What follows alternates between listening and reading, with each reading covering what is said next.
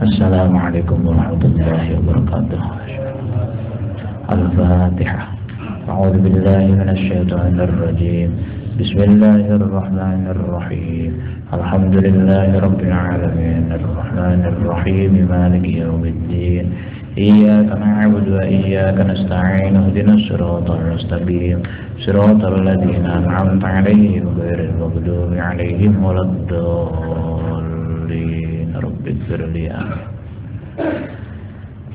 Bismillahirrahmanirrahim. Nahmaduhu wa naqaddasa an kaifiyah. Nahmadu man qaddasa an kaifiyah wa jawhariyah wa an ayniyah. Thumma nusalli wa nusallim ala Muhammadin udiba sya'nun qad a'la wal ali was sahbi wa kulli muttabi' ma qama muhtadin wa dhalla mubtadi'. Wa ba'du qal mutakbirul qanturi Muhammadus syatibi usyanjuri al-murtaji min rabbihil mannani sababatal gufrani war ridwani. Yaqulu inna hadhil manzumah tahwi ala mahtija fil maqula faslun fi hasril mawjudatil haditha fi ithnain wa kullu syai'in hadithin mukhtasaru fi ithnaini im'aradun wa jawharun wal jawharul ladzi bi nafsin qama li tis'atil awal khudh kalama kamin wa kaifin wa idafatin mata wal ayna wal wadi'i wa milki yabata wal fi'latu mal infi'ali kamulat asyra maqulatin wa fasli mahawat. Alhamdulillah wa syukurillah, dengan izin Allah kita bersilaturahmi di majelis ini. Mudah-mudahan segala niat dan aktivitas kita senantiasa dibimbing lahir batin oleh Allah Subhanahu wa taala. Tidak akan pernah ada yang terjadi kecuali dengan takdir Allah. Termasuk kita ingin mengenal Allah pun tidak akan pernah mampu tanpa izin Allah.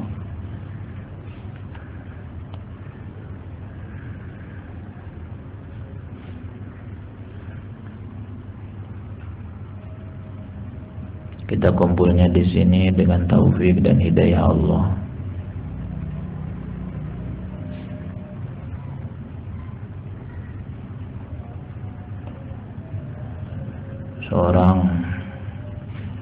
Seseorang ditanya, As-Siddiqul Akbar radhiyallahu anhu ditanya, bima arafta rabbaka, bima arafta rabbaka.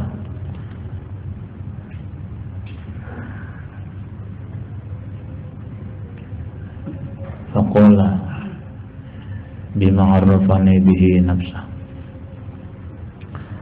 Bagaimana cara Anda mengenal Tuhan Anda? Lalu beliau menjawab, aku mengenal Tuhanku dengan Tuhanku. Tanpa Tuhanku aku tidak akan pernah kenal Tuhanku.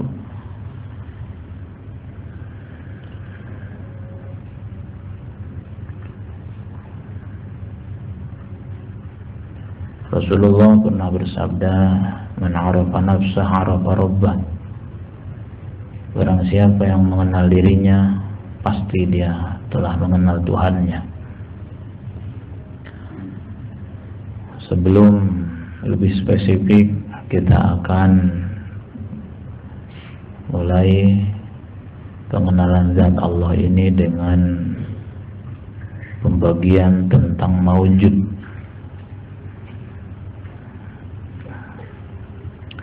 Maujud itu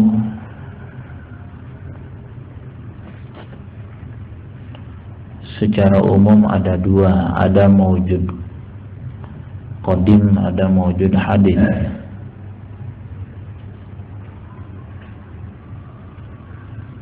Apa itu maujud? Maujud itu al-muttasif bi sifatil wujud.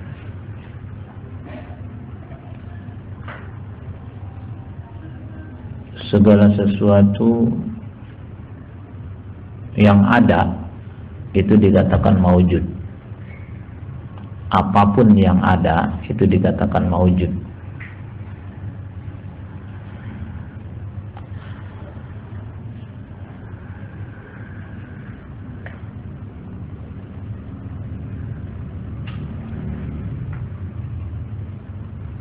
sesuatu yang bersifat wujud. Segala sesuatu yang ada itu namanya maujud.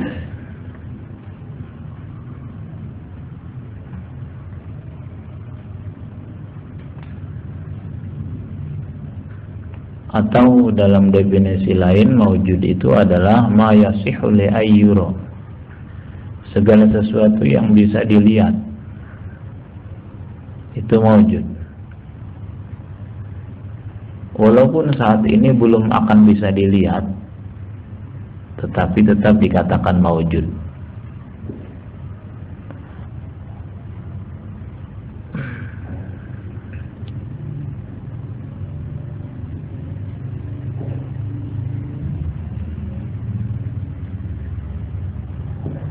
Sesuatu yang ada itu hanya ada dua.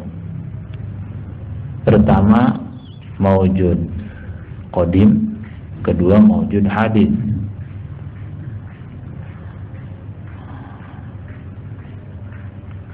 Maujud qadim adalah Allah Subhanahu wa ta'ala.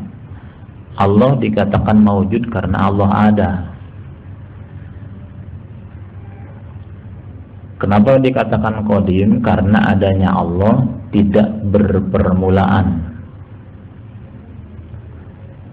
Sering saya sampaikan, kita jangan ngebayangin adanya Allah itu seperti ini.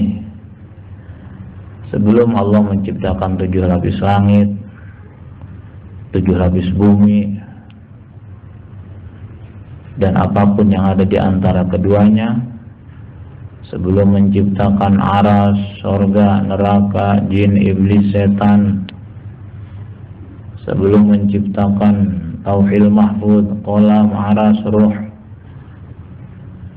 belum menciptakan apapun, masih kosong melompong. Bahkan kosong melompong pun belum Allah ciptakan, karena sesuatu yang kosong itu adalah dikelilingi oleh sekat. Itu pun belum ada. Pokoknya belum ada apapun. Apapun belum ada.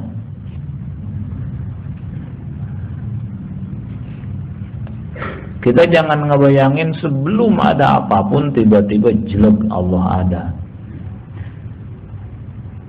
Berarti kalau pemahaman kita seperti itu, maka wujudnya Allah, adanya Allah didahului oleh tidak ada.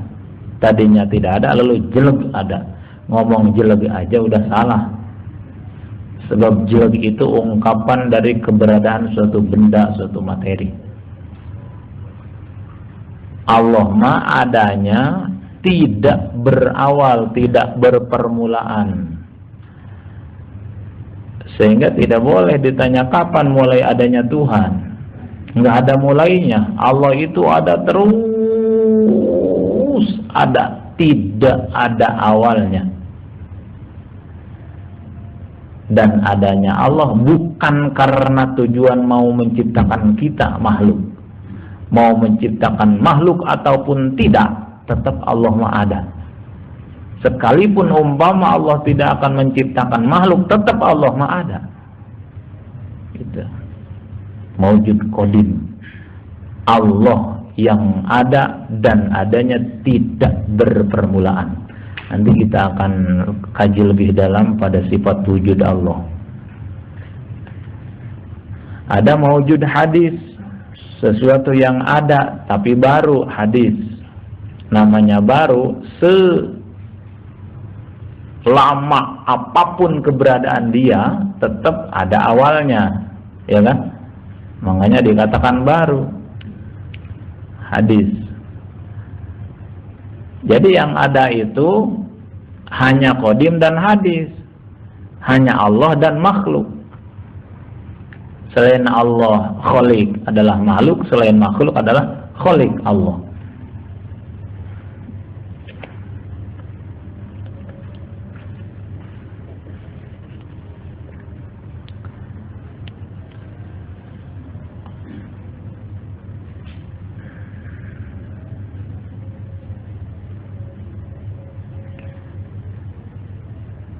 Atau maujud itu definisinya adalah Ma yasihhu li ayyura, segala sesuatu yang bisa dilihat. Walaupun saat ini belum kelihatan Allah wujud, tetapi di dunia tidak akan pernah terjangkau oleh imajinasi, lebih-lebih kenyataan.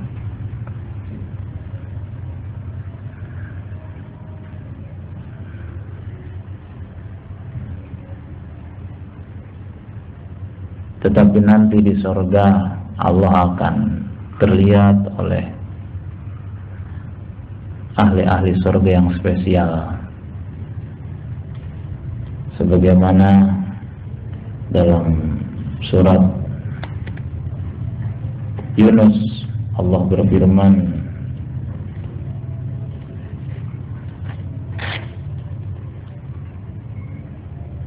wujuhun yawma idzin nadiratun ila rabbiha nazirah.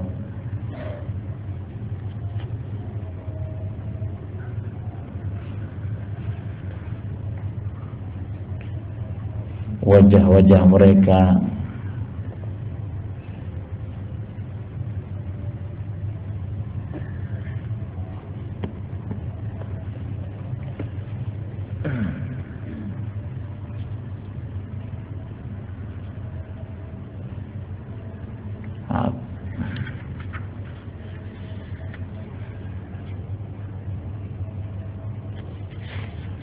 itu surat Al-Qiyamah ya. Surat Al-Qiyamah ayat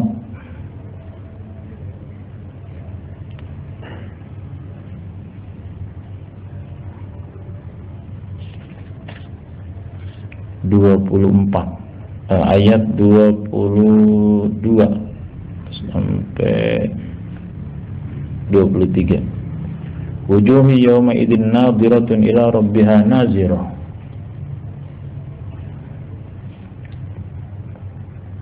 Wajah-wajah pada hari itu berseri-seri kepada Tuhannya, mereka melihat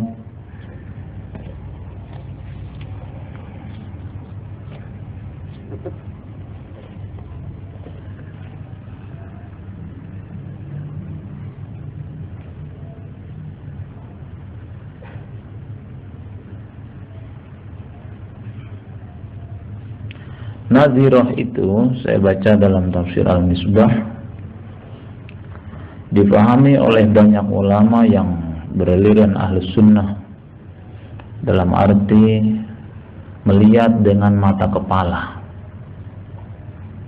Walau dalam konteks ayat ini banyak di antara mereka yang menggarisbawahi bahwa melihat yang dimaksud itu adalah dengan pandangan khusus. Imam Bukhari melalui Jarir bin Abdullah meriwayatkan bahwa suatu ketika Nabi Shallallahu Alaihi Wasallam duduk bersama sahabat-sahabat saat bulan sedang purnama, lalu bersabda, sesungguhnya kamu akan melihat Tuhan kamu sebagaimana kamu melihat bulan purnama ini. Beberapa riwayat lain yang senada melalui sahabat Nabi Shallallahu Alaihi Wasallam Abu Hurairah dan Abu Sa'id Al-Khudri dikemukakan juga oleh sekian banyak periwayat hadis.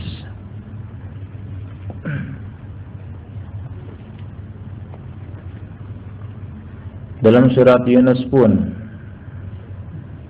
Allah berfirman pada ayat 26,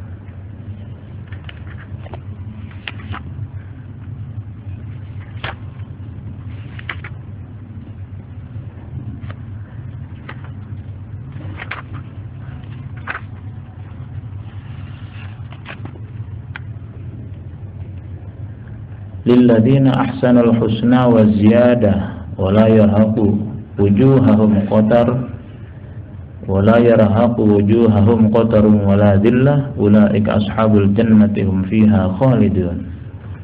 Wallahu a'lam bimuradi. Bagi orang-orang yang berbuat baik ada sesuatu yang terbaik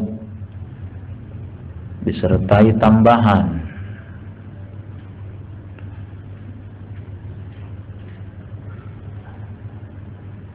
Nah, tambahan di sini oleh para ahli tafsir dijelaskan bahwa hadiah bagi orang-orang mukmin yang takwa, mukmin muttaqin alladzina amanu wa amilus sholihat, itu adalah di samping pahala surga juga ada pahala tambahan, yaitu melihat zat Allah.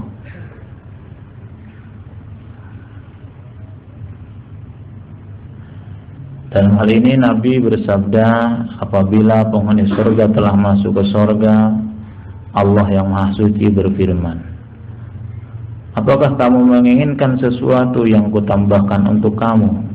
Mereka menjawab, bukankah engkau telah menjadikan wajah kami berseri-seri?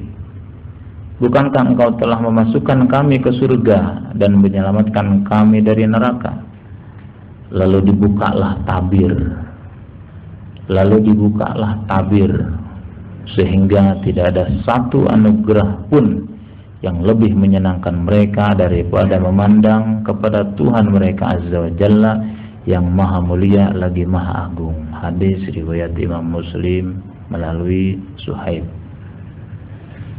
Itu bahwa Allah nanti bisa terlihat di surga, tetapi bukan berarti Allah di surga. Nanti kita akan bahas.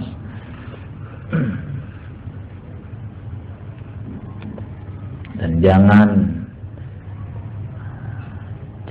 kita berkeyakinan bahwa Allah butuh tempat dan tempatnya di surga.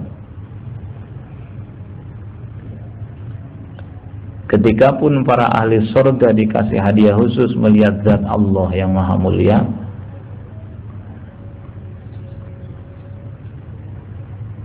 itu jangan dibayangkan terikat oleh ruang dan waktu. Bisa bagaimana dong? Jangan dibayangin Allah di atas, di bawah, depan, kanan, kiri, depan, belakang. Habis di mana? Nanti di depan kita akan kaji jawaban-jawabannya. Nah, kita akan mengenal maujud hadis, yaitu makhluk. Allah itu zat yang gaib.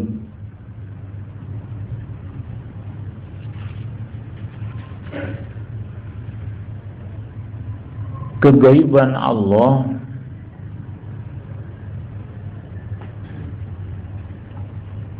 tidak akan pernah terjangkau, jangankan dalam kenyataan, dalam imajinasi pun tidak akan pernah mampu.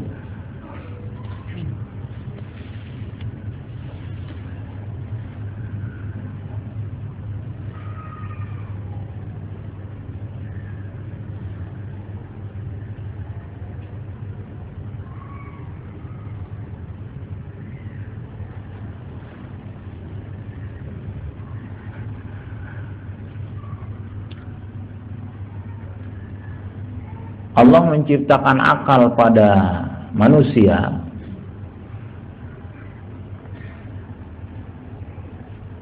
bukan kapasitasnya untuk mengenal zat Allah.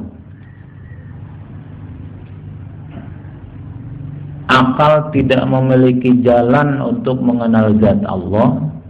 Karena itulah dikeluarkan larangan untuk memikirkan zat Allah. Sebagaimana sabda Rasulullah sallallahu alaihi wasallam, "Tafakkaru fi khalqillah wa la tatafakkaru fi dzatillah."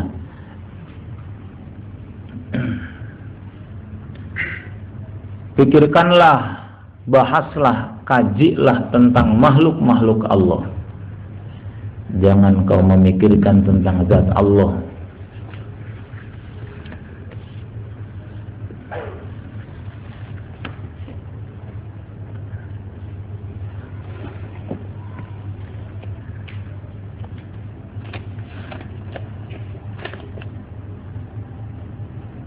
Objek zikir adalah Allah.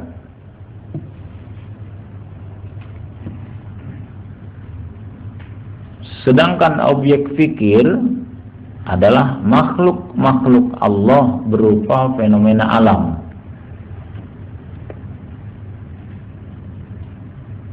Ini berarti pengenalan kepada Allah lebih banyak didasarkan kepada kalbu, pada hati.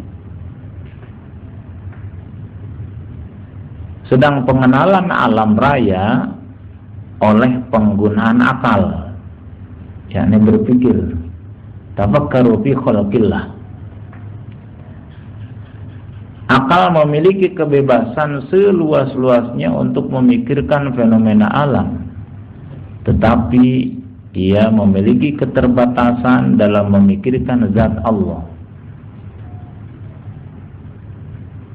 Karena itu dapat dipahami sabda Rasulullah Sallallahu Alaihi Wasallam yang tadi, tafakkaru fi khalqillah wa la tatafakkaru fi dzatillah, yang diriwayatkan oleh Imam Abu Nu'aim melalui Ibnu Abbas. Berpikirlah tentang makhluk Allah dan jangan berpikir tentang Allah. Kalau berpikir tentang Allah, Allah kayak gimana sih? Allah seperti apa sih? Al-idrak, isyrak. Tarkul idrak, idrakun. Kalau kita memikirkan tentang zat Allah,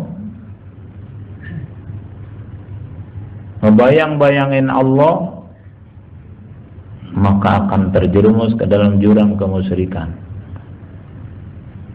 Tarkul idrak, idrakun. Ketika sudah bersih dari ngebayangin Allah, memikirkan Allah, maka dia berarti telah mengenal Allah.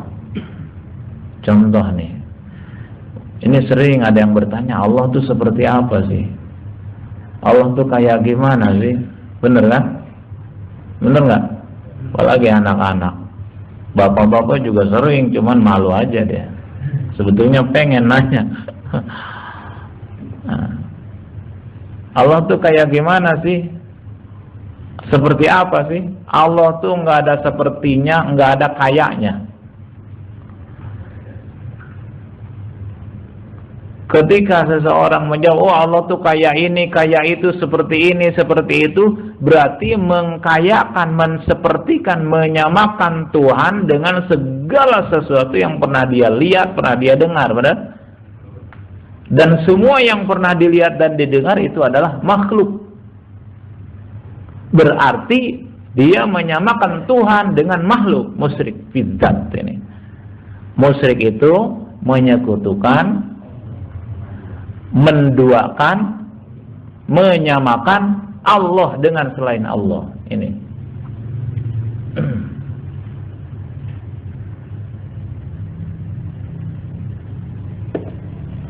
Itulah makanya Rasulullah melarang keras memikirkan Allah kayak gimana, nggak boleh. Sampai-sampai ada sebuah hadis, setan akan datang kepada salah seorang di antara kamu. Lalu dia bertanya, siapa yang menciptakan ini? Siapa yang menciptakan itu? Sampai akhirnya dia berkata, siapa yang menciptakan Tuhanmu? Setan akan membisikkan ke dalam benak pikiran, siapa yang menciptakan langit? Allah. Siapa yang menciptakan 7 lapis bumi? Allah. Siapa yang menciptakan lautan? Allah. Siapa yang menciptakan daratan? Allah. Siapa yang menciptakan surga, neraka? Allah. Siapa yang menciptakan makhluk? Allah. Lalu siapa yang menciptakan Allah? Ini hadis. Lalu siapa yang menciptakan Allah? Maka jika dia sampai nada pertanyaan ini, pertanyaan lalu siapa yang menciptakan Allah? Maka kata Nabi, jika dia sampai nada pertanyaan ini, hendaklah manusia memohon perlindungan kepada Allah dan hendaklah dia berhenti melayani pertanyaan semacam itu. Hadis riwayat Bukhari Muslim. Tafsir Al-Misbah.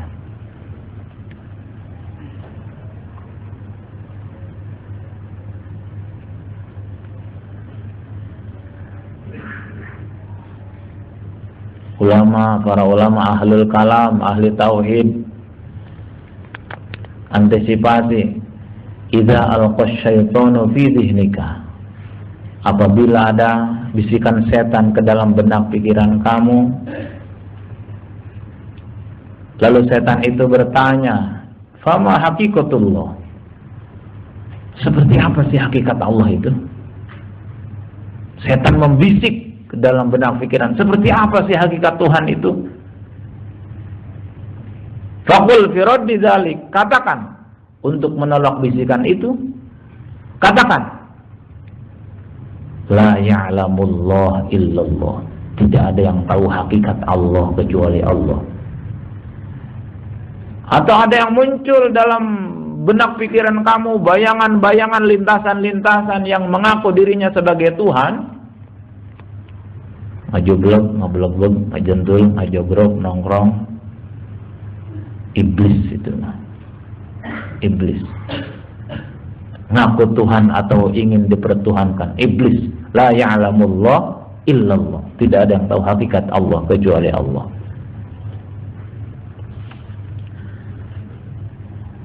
Lalu bagaimana cara kita mengenal Allah sementara Allah Maha Gaib?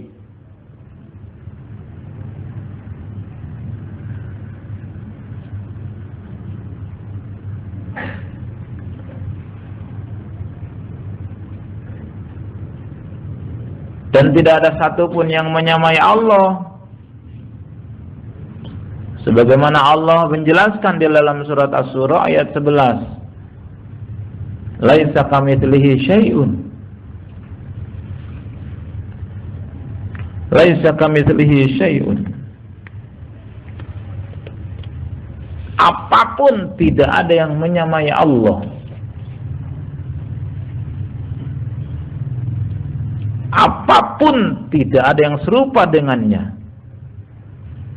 Tidak ada sama sekali sesuatu pun yang serupa, baik zat, sifat maupun perbuatan dengan Allah. Dan dialah maha mendengar lagi maha melihat. Laisa kamitslihi syai'un wa huwas sami'ul basir.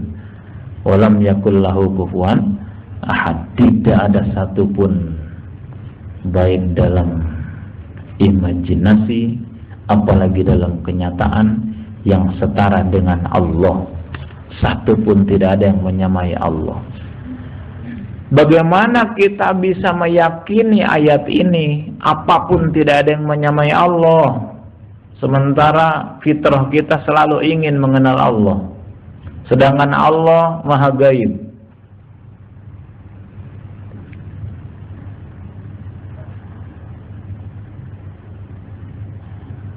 Al-Quran dalam surat Az-Zariyat Allah menjelaskan, wa fi anfusikum afala tubsirun. Banyak penafsiran ayat ini, di antaranya ada juga para ulama yang berpendapat bahwa yang dimaksud wa fi anfusikum afala tubsirun, dan dalam diri kalian, maka apakah kalian enggak perhatikan?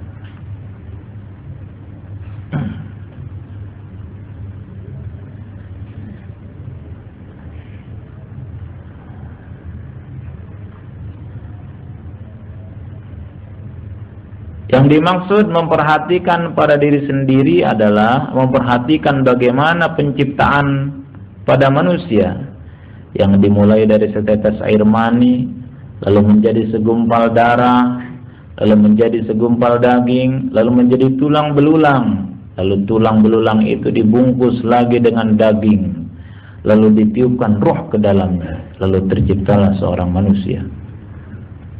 Kemudian juga memperhatikan bagaimana bahasa-bahasa mereka yang berbeda-beda, dan begitu juga dengan bentuk dan warna kulit mereka.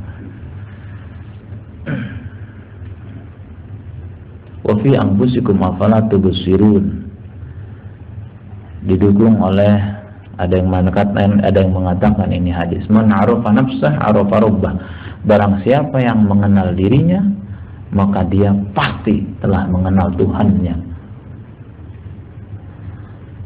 Nah, inilah kita akan masuk ke lembaran yang sudah di tangan hadirin sekalian.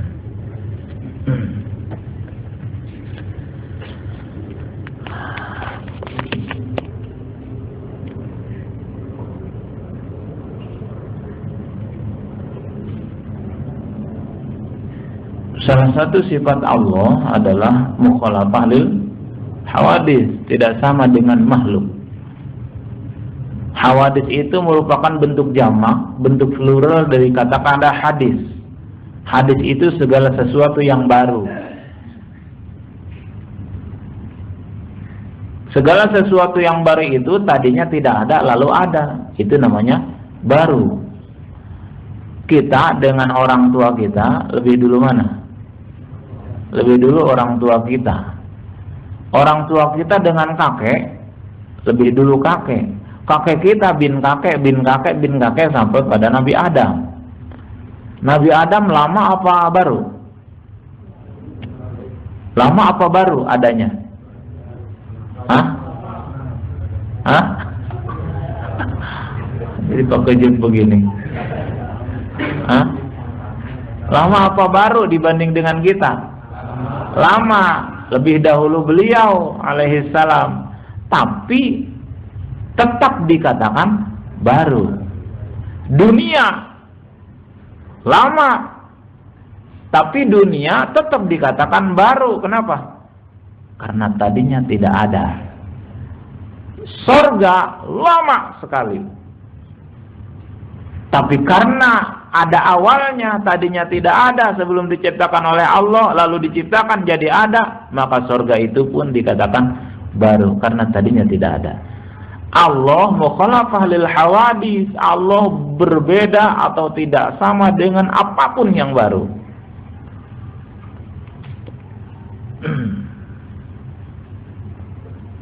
Hawadis, apapun yang baru itu dikatakan hawadis. Jadi Allah mukhalafah tidak sama dengan apapun yang baru. Hawadis ini banyak sekali istilahnya, namanya. Ada agyar, artinya selain Allah. Ada akwan, ini pun artinya selain Allah. Ada maujudat mumkinat, segala sesuatu yang diwujudkan oleh Allah dan wujudnya mungkin, artinya mau diciptakan mau tidak terserah Allah. Dikatakan juga alam, alam itu alhamdulillahirabbil alamin, artinya makhluk selain Allah. Dikatakan juga masih Allah, dinamakan juga makhluk. Jadi makhluk itu adalah segala sesuatu yang baru. Makhluk itu dari kata-kata khalaqa, yakhluqu khalqan fa huwa khaliq wa dzaka makhluk. Artinya segala sesuatu yang diciptakan Allah ini namanya makhluk. Nah, Allah mukhalafah lil hawadis, artinya Allah tidak sama dengan makhluk. Kita ingin kenal zat Allah, karena Allah itu tidak akan terjangkau oleh akal, dan Allah melarang lewat nabinya untuk memikirkan membahas zat Allah karena akan terjerumus ke dalam jurang kemusyrikan. Maka kita hanya bisa mengenal Allah lewat makhluk. Contoh, si A punya toko 1000 toko, berbaris semua. Si B punya toko 1. Kalau pengen tahu toko si A yang 1000, yang simple gimana cara mendeteksi, cara ngeceknya? Si B punya toko 1, si A punya toko 1000. Kalau pengen tahu toko si A yang 1000, gimana caranya? Hah? Cek aja toko si A yang 1, berarti selebihnya semua punya B. Gitu, hese-hese amat. Si A punya sawah 1000 hektar, si B punya sawah 1 hektar. Kalau kita pengen tahu areal sawah si A yang 1000 hektar, maka cukup lihat sawah ladang si B yang 1 hektar. Oh, sawah si B yang ini ya, berarti sisanya punya A semuanya. Karena kalau ngitung yang 1000 hektar, wow, apa bahasanya? Ontahot. Kapan mau selesainya? Allah tidak sama dengan makhluk. Kita ingin kenal Allah, dan Allah tidak bisa dijangkau, tidak bisa dibahas, tidak bisa dipelajari, dan memang dilarang, dan akal pun tidak akan mampu menjangkaunya. Maka karena Allah tidak sama dengan makhluk, kita cukup kenali makhluk, karena makhluk berbeda dengan Allah. Makin kenal makhluk, kita akan makin mengenal Allah. Nah, inilah ma'rifatullah itu. Pengenalan terhadap Allah ada beberapa bagian. Ada ma'rifatul zatillah, mengenal zat Allah. Ada ma'rifatul asma wa sifat. Ada ma'rifatul ahkamillah, mengenal zat Allah, mengenal sifat-sifat Allah, mengenal asma-asma Allah, mengenal hukum-hukum Allah. Nah, kita khusus akan mengenal zat Allah lewat makhluk, pengenalan terhadap makhluk. Nah, dalam skema itu kita lihat makhluk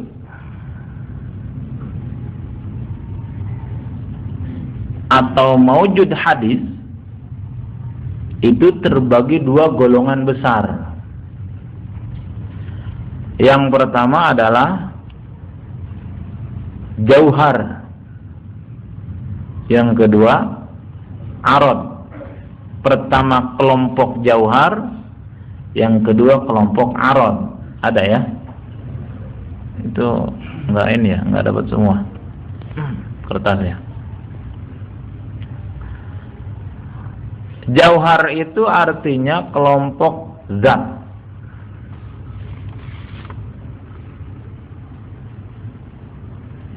Atau golongan zat. Arad kelompok sifat. Jauhar itu zat makhluk. Kalau arad sifat makhluk. Apa sebabnya? Sebab zat Allah tidak bisa dikatakan jauhar. Sifat Allah tidak boleh dikatakan arad. Jauhar itu golongan zat makhluk.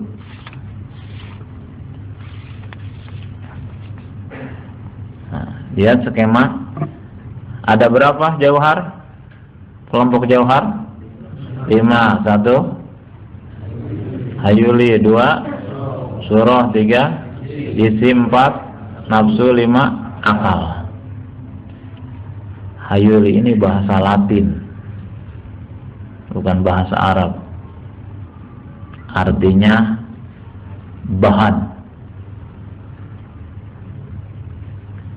Kalau surah, jisim, nafsu, akal ini bahasa Arab. Hayul itu artinya bahan. Surah artinya bentuk.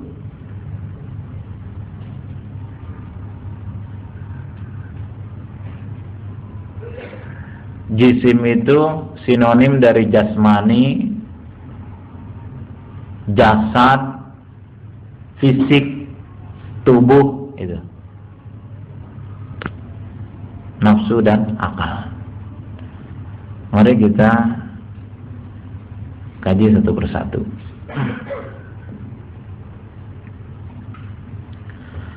Hayuli adalah jauharun kana mahallan wi jauharin akhar.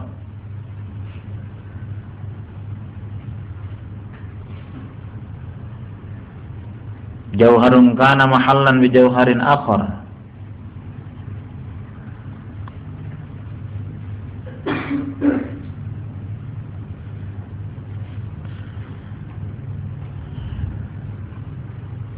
Ini dikatakan juga bahan. Artinya segala sesuatu yang menjadi tempat bagi bentuk, bagi surah.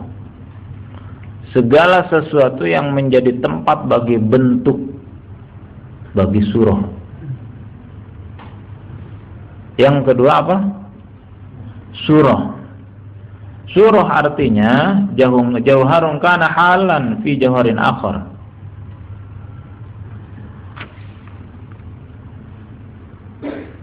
Segala sesuatu yang menempati bahan, menempati hayuli.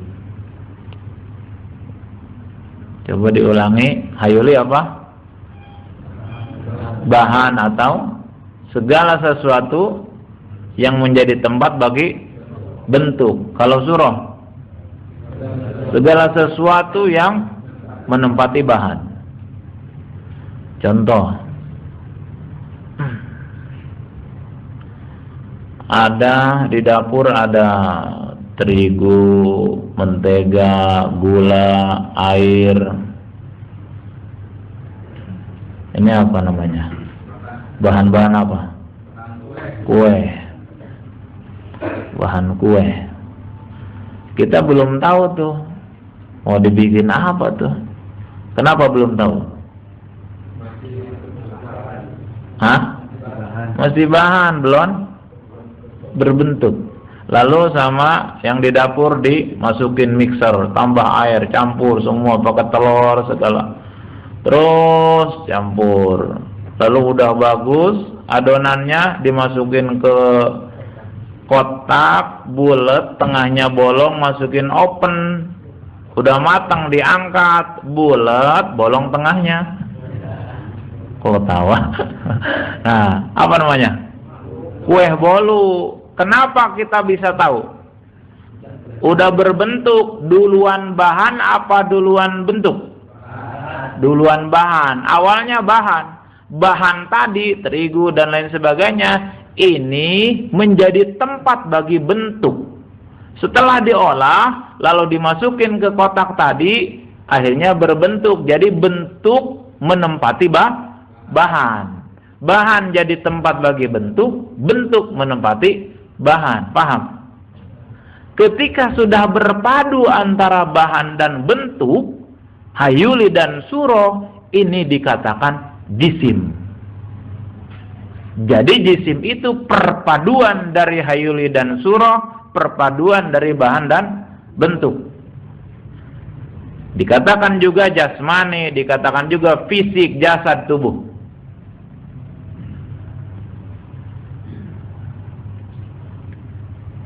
Inilah zat makhluk, jauhar. Jadi seluruh makhluk itu apa? Selain Allah, seluruh makhluk nyata maupun makhluk gaib, makhluk daratan, lautan, udara, semua zat padat, zat air, gas, itu semua berbahan dan berbentuk sehingga berfisik, berjasmani. Contoh lagi, ada setumpuk pasir, semen, besi-besi, sprit, apa itu namanya? Bahan. Bahan apa? Kue. Hah? Bangunan. Sudah tahukah kita itu mau dibikin apa? Belum. Kenapa? Belum berbentuk. Lalu oleh tukang diracik, dikonstruksi, diaduk, bikin pondasi, lalu tembok, terus atasnya ada bulan dan bintang. Apa? Masjid, musola. Duluan bahan, duluan bentuk. Duluan bahan, lalu berbentuk. Ketika bahan dan bentuk sudah bergabung, berpadu, dikatakan jisim atau fisik. Makanya dikatakan fisik bangunan ini berapa lama kekuatannya. Badan bangunan ini, jasad bangunan bisa itu. Cuman rada nyeleneh. Jasad masjidnya bagus ya.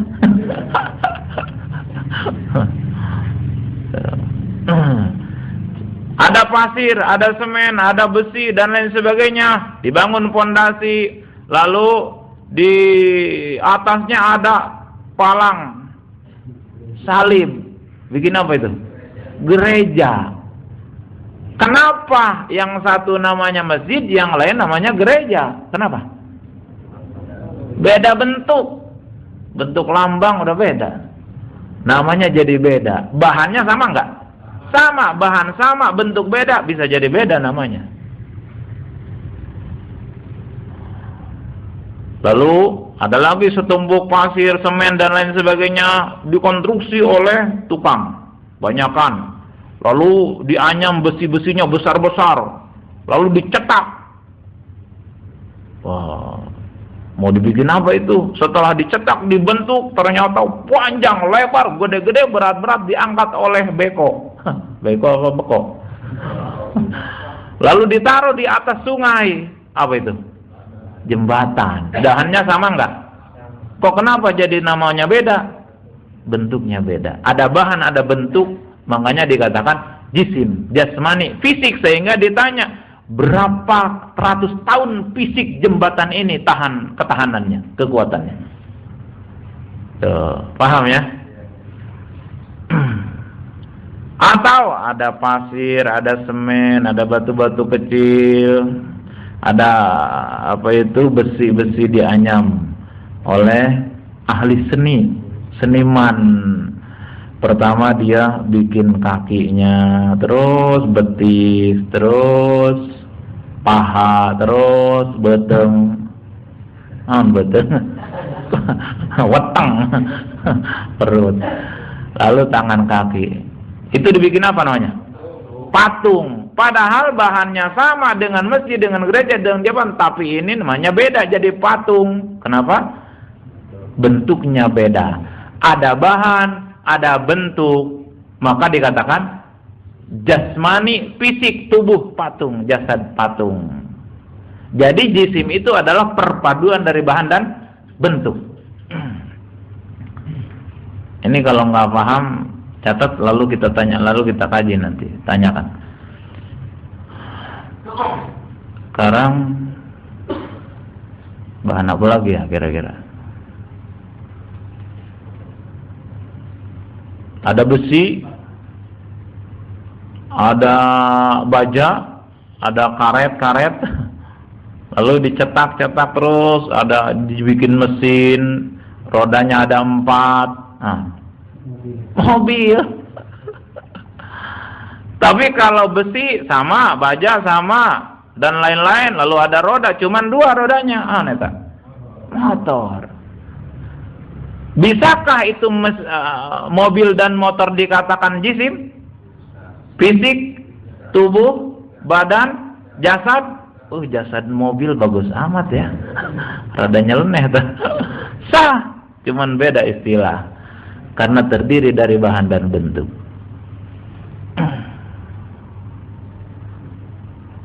Itu nyata.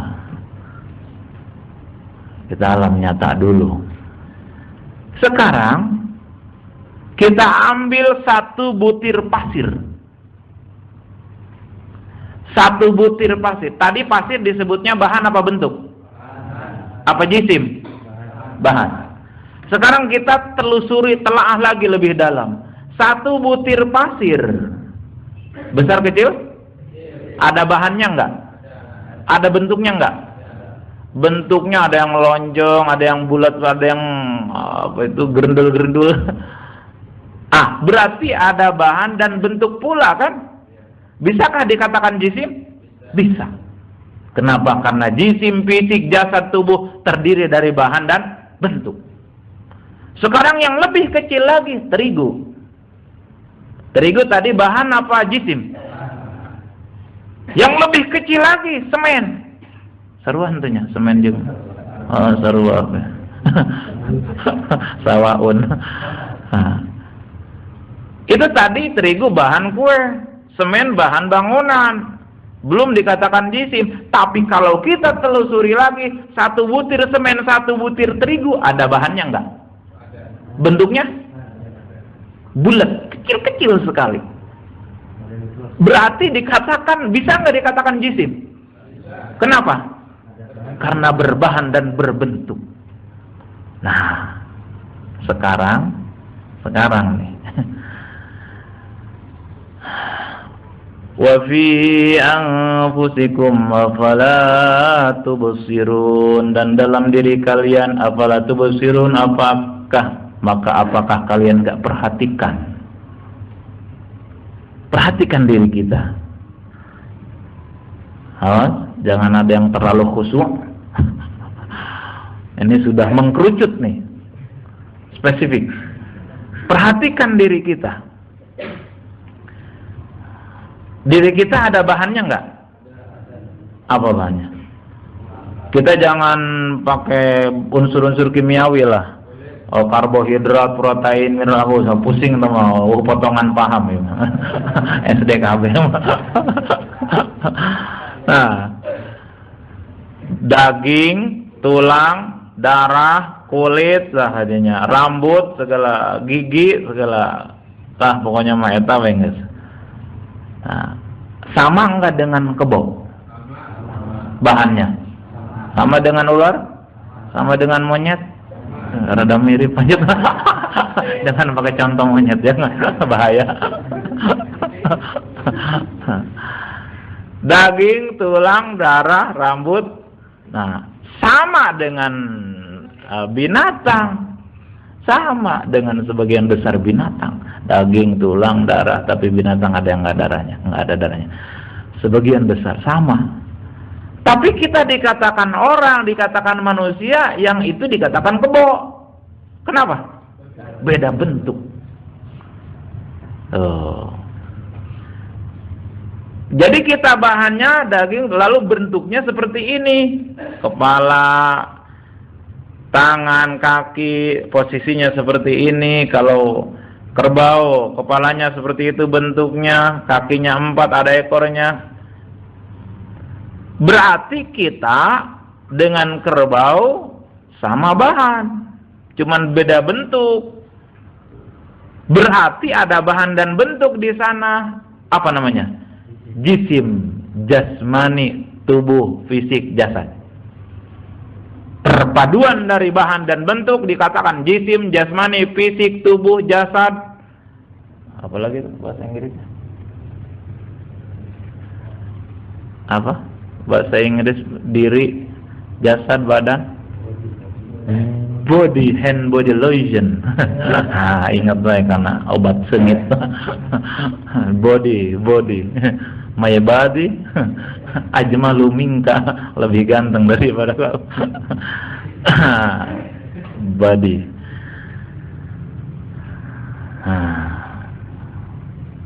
Jasmani, makanya ada senam kesegaran jasmani, itu senam kesegaran tubuh, senam kesegaran jasad, karena perpaduan dari bahan dan bentuk, gitu. Paham ya? Jasmani, jisim. Nah, sekarang lebih dulu bahan apa lebih dulu bentuk? Bahan. Karena bahan menjadi tempat bagi bentuk, bentuk menempati bahan. Ketika sudah berpadu maka jadi jisim, jasad, tubuh. Saya teringat ada sebuah ayat Al-Quran. Ini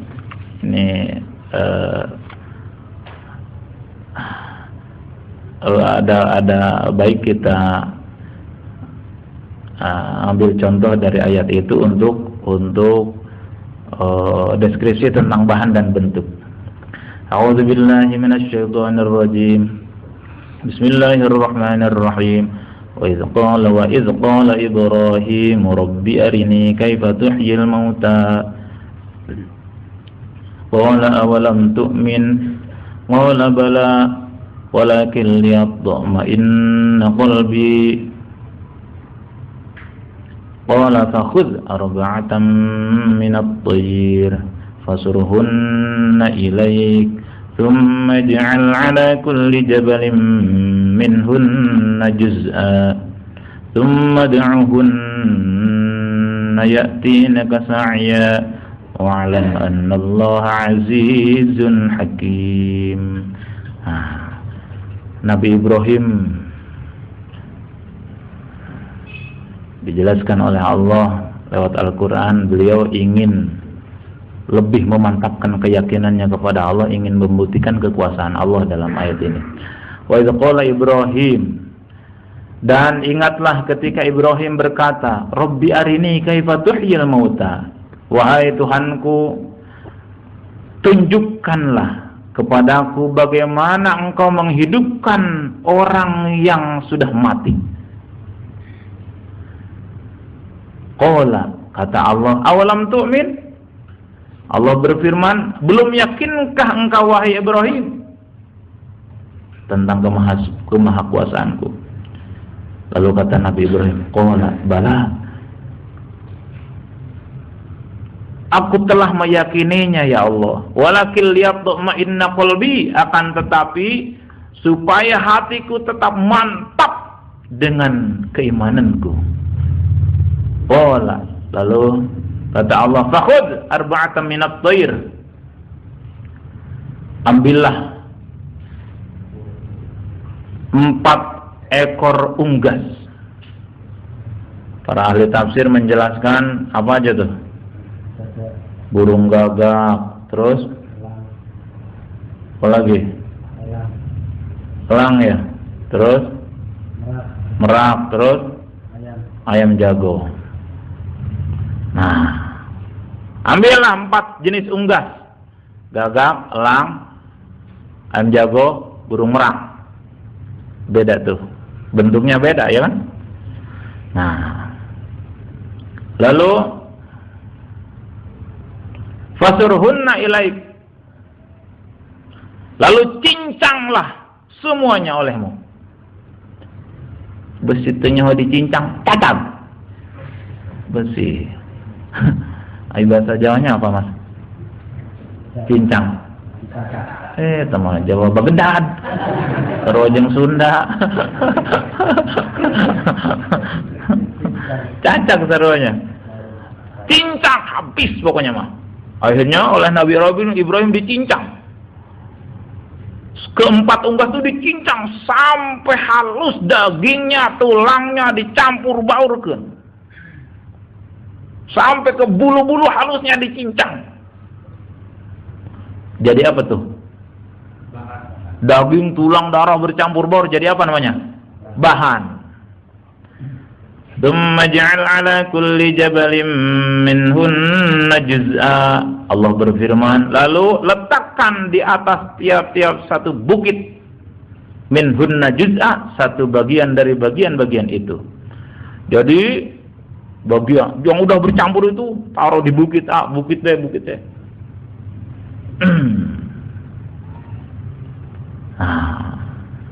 Tsummad'uhunna, setelah diletakkan pada bukit-bukit itu dipisah, udah campur baur bahan-bahan tadi. Tsummad'uhunna, lalu panggillah mereka wahai Ibrahim, panggillah mereka. Yatinaka sa'ya, niscaya mereka datang kepadamu dengan segera. Itu begitu dipanggil oleh Nabi Ibrahim, ketebar kongkorongok. Yang merak, ketebar, merak, gitu. Yang gagap, ketebar, gitu. Nah, eta burung apa itu? Datang lihat tuh. Piit atau gitu. Jadi lebih dulu bahan apa lebih dulu bentuk? Bahan. Awalnya bahan, daging, tulang, darah, lalu bentuk. Nah, ketika ada bahan dan bentuk, maka jadi jisim, tubuh, fisik. Nah, sekarang kembali lagi ke tubuh kita. Badan kita nih, tubuh kita, kalau dicincang, dicacak sampai kan kalau di istilah manusia itu ada yang potong 1, 2, 3, apa namanya itu? Ventilasi. Kumaha sih? Oh, mutilasi. Potong 3, kepalanya ada di Cikupa, badannya ada di Tangerang. Nauzubillah min dzalik. Nah, umpama dipotong sampai halus, itu jadi bahan. Kita ambil yang terhalus, yang terkecil, yang sudah tidak bisa dipotong-potong lagi, tidak bisa dicincang, tidak bisa dicacak, dipang halus-halus. Namanya apa dalam istilah kimia? Atom. Atom apa proton, neutron, molekul? Nah, pokoknya pangletikna bela. Yang tidak bisa dicincang lagi, unsur terkecil dari suatu materi namanya atom. Kalau dalam istilah makulat ini jauhar firid. Itu ketika kita lihat, itu kan tadinya bahan. Kalau kita ambil yang terkecil pakai mikroskop, ada bahannya enggak? Ada bentuknya enggak? Bisa enggak dikatakan jisim? Bisa tetap. Yang tadinya bahan pun sebetulnya bisa dikatakan jisim, unsur terkecil. Molekul. Nah, itu bisa dikatakan. Sehingga dikatakan jisim karena terdiri dari bahan dan bentuk. Itulah. Sekecil apapun makhluk. Bahkan harus pakai mikroskop, unsur terkecil, jauhar firid, itu tetap dikatakan jisim karena perpaduan dari bahan dan bentuk. Jadi makhluk itu pasti terdiri dari bahan dan bentuk dan pasti berfisik, berjisim.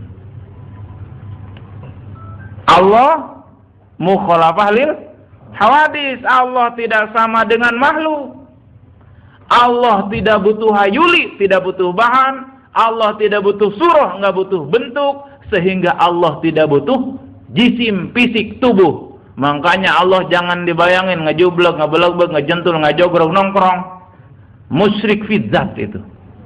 Musyrik itu menyekutukan, menyamakan, menduakan, menyamakan dengan makhluk. Ada bahannya, ada bentuknya, ada jasad, ada tubuhnya. Hati-hati. Sekarang kita ke alam gaib, makhluk gaib. Malaikat ada bahannya enggak? Malaikat makhluk bukan? Makhluk ada bahannya enggak? Bahannya apa? Cahaya, nur. Bentuknya? Ada yang ben malaikat tuh jangan dikira sebesar kita, dipeprek ya. Gegabah. Malaikat itu ada yang dalam hadis diceritakan kalau kita bergelantungan di telinganya malaikat lalu menjatuhkan diri nyampe ke pundak malaikat itu 400 tahun baru celek nyampe. Itu dari telinga sampai pundak kalayang celek 400 tahun. Masa kita makan ngedoganya malaikat Jibril letik belah kanan, Rokib Atid belah kiri letik nyekel pulpen wejeng buku.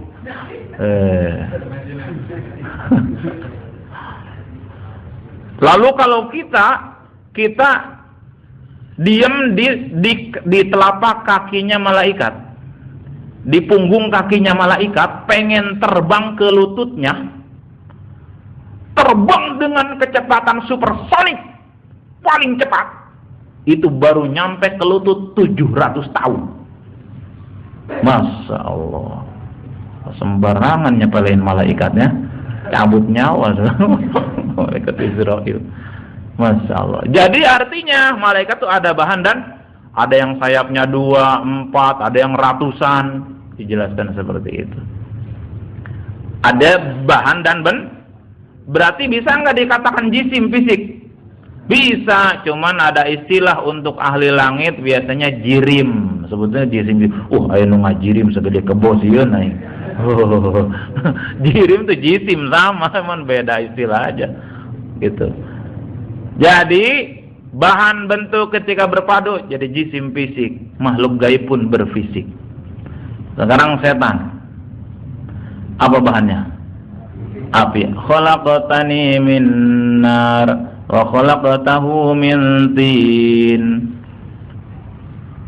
Cek Allah, iblis, sujud kamu kepada Adam. Enak aja Gusti.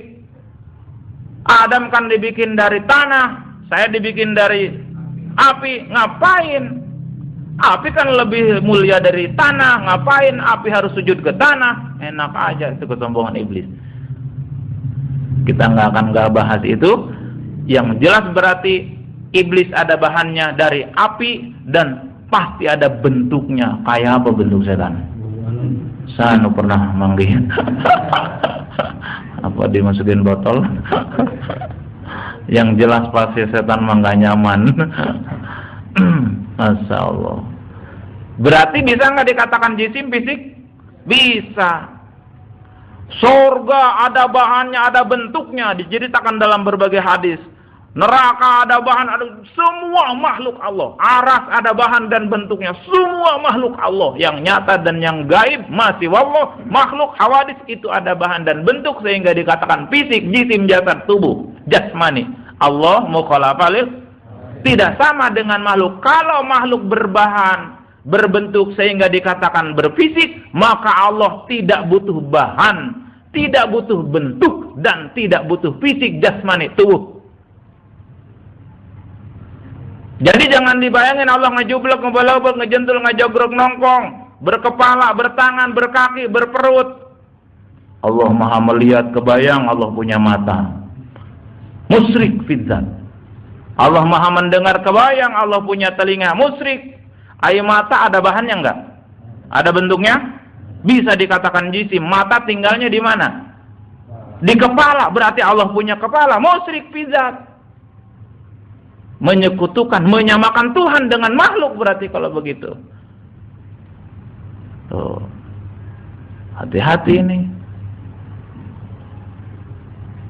Allah berfirman kepada Adam, "Ya Adam uskun anta wa zawjukal jannah." Ya Adam uskun, wahai Adam, uskun, tetaplah engkau wa zawjuka dan istrimu di sorga. Kebayang sama kita Allah tengenyom, ya Adam uskun. Iya, ada berarti Allah punya lidah, berarti ada ujung lidah, berarti sin ada giginya segala dengan lidah beradu. Lalu kaf ada pangkal lidah, kelak-lakan. Musyrik ini. Ayo, udah tanah robat kabeh ya. Emang Allah butuh suara, butuh lidah, butuh segala macam. Jadi mungkin bingung begini ngaji nih. Gimana tuh? Ya kebayang aja Tuhan teh ngajublek, ngebelagu, ngejentul, ngajogrok, nongkrong, kumaha, gimana caranya supaya hilang? Itulah, hati-hati dengan ini kita kalau sedang ngaji begini nih, iblis nggak betah nih. Oh, pada muncul ke hati, yo aing iblis ya. Mama kita sedang tahajud, lalu baca la ilaha illallah, la ilaha illallah, habis tahajud 100.000 la ilaha illallah. Tiba-tiba wahai Pak Muhlis, hayang naon deui maneh, hayang kawin deui Tuhan. Ya Tuhan, saya pengen kawin.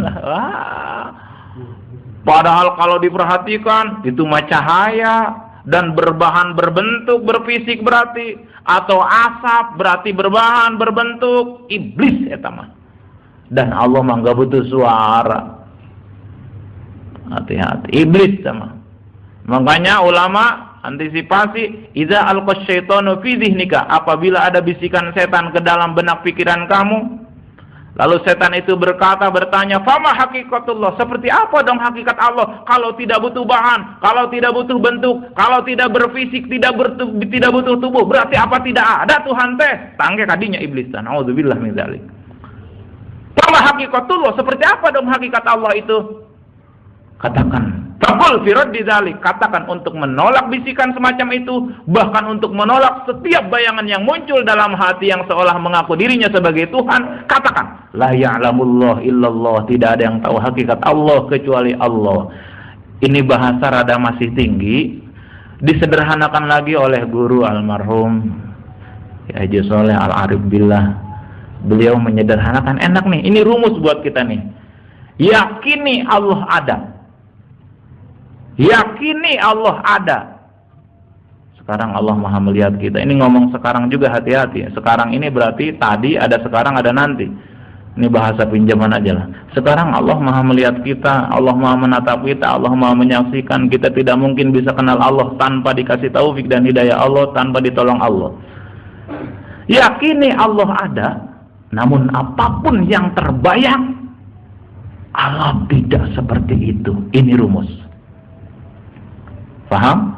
Yakini Allah ada, So kalau ragu-ragu kufur. Apalagi kalau meyakini tidak ada, ateis, murtad, kufur. Yakini Allah ada, namun apapun yang terbayang, yang terlintas, yang seolah mengaku dirinya sebagai Tuhan, tetapi berfisik, maka Allah tidak seperti itu. Ya, paham ya? Nah, kita cukupkan kajian kita sampai di sini. Ada pertanyaan? 1, 2 boleh? Kalau tidak ada, ini sepertinya udah sempurna, semua paham ya. Amin ya rabbal alamin. Awas rumus ya, yakini Allah ada, namun apapun yang terbayang, Allah tidak seperti itu. Insya Allah kajian kita disambung besok jam 8 dan maksimal 1,5 jam kita batasi. Insya Allah. Mudah-mudahan Allah senantiasa berikan hidayah dan taufik kepada kita semua. Al-Fatihah. Bismillahirrahmanirrahim. Alhamdulillahirabbil alamin arrahmanir rahim maliki yaumiddin. Iyyaka na'budu wa iyyaka nasta'in ihdinas siratal mustaqim siratal ladzina an'amta 'alaihim ghairil maghdubi 'alaihim waladdallin. Bismillahirrahmanirrahim. Alhamdulillahirabbil alamin hamdan yuwafi ni'amahu wa yukafi mazidah. Ya rabbana lakal hamdu wa lakal syukru kama yanbaghi li jalali wajhikal karim 'azimi sultanik. Subhanaka la nahsi thanan 'alaika anta kama athnayta 'ala nafsik wa lakal hamdu hatta tarda lakal hamdu idza radita lakal hamdu ma'da ridha. Allahumma shalli 'ala sayyidina Muhammadin salatan tusi'u biha 'alaina al-arzaq wa tuhassinu biha lana al-akhlaq 'ala alihi wa sahbihi wasallim. Rabbana zalamna anfusana wa illam taghfir lana tarhamna lanakunanna minal khasirin.